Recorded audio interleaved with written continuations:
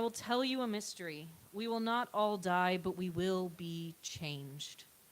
In a moment, in the twinkling of an eye, at the last trumpet. For the trumpet will sound, and the dead will be raised imperishable, and we will all be changed. For this perishable body must put on imperishability, and this mortal body must put on immortality.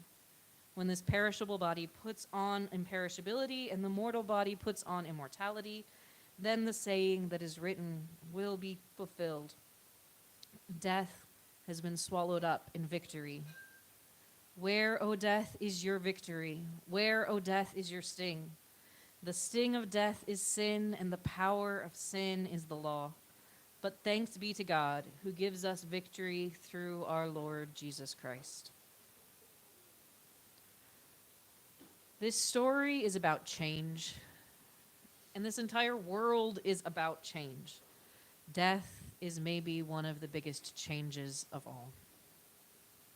But it is not ever the end of our story. The afterlife is a weird thing, something hard to get our heads around, much like this reading. And much like the disciples' reaction, we have sleep, but they seem to be seeing what's going on. Peter speaking without really understanding what he's saying. There's something going on here that's more than the story, but it's hard to put our fingers on it. We know that life in heaven will be life, and it'll be different from the life that we have here, but it's hard to put our fingers on it. There's something hazy, something confusing for all that we count it as a certainty. But I think there are some truths here about what heaven might be like. And so I want to dig deeper into them. So one of the first weird things that happens in this story is that Peter seems to recognize Moses and Elijah right off the bat. Obviously, they were not living at the same time, so he doesn't recognize their facial features. It's not like they had characteristic iconography that they were carrying around. Moses probably wasn't hauling around the tablets. And even if there were characteristic iconography, Jewish tradition does tend to discourage depictions of people. So they don't have that to draw on either. And yet, even half asleep, Peter seems to recognize them. One of the authors we've been reading in our Bible study as we looked at the Lord's Prayer, John Chrysostom, had a beautiful description of heaven that's echoed with me throughout the years. He says, in heaven, we will have a divine sort of equality, where we all have equal access to food and to wealth and to knowledge.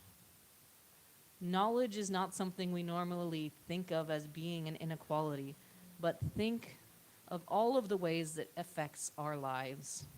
The things that we don't know, the way knowledge is used as power to lord over people. In heaven, even knowledge will be equal. If that seems a little woo-woo for you, think of it this way. He recognizes them as if he knows them. There is some sort of relationship going on in this in-between place, in this glimpse of eternity.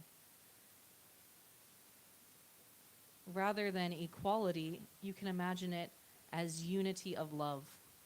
They recognize each other. They're known to each other. There is a relationship there.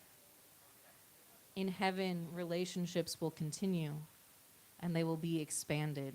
We will know and love far more people than we could ever know here on earth. Some of this talk about knowledge reminds me of Tom Sawyer, where he claims that all the old gossips of the town are really just being Christians because they want to know all the secrets that are revealed at the end of time. But it's more than just that head knowledge, right? It's the knowledge that's so perfect that you know other people completely. And when you know them as well as yourself, how can you not love them?